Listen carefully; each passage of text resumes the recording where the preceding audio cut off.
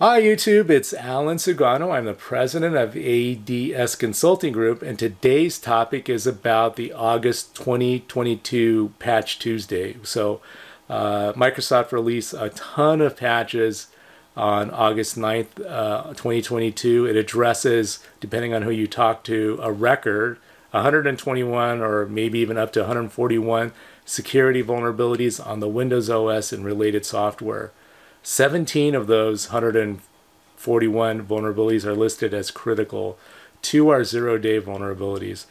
I'll put a link here to more information about the patches.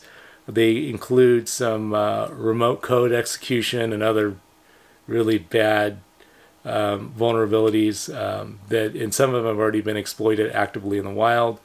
We'll put a link also here to the patch locations and how to get them. So it is really, really important you get those patches on, just because they address a plethora of vulnerabilities. You don't want to be running naked without these patches, trust me. So anyway, that's our tip of the week. If you like this content, please boink, hit the subscribe button, boink, hit the like button. It does help out the channel. Make sure you stay up to date with patches, implement a centralized patch management solution.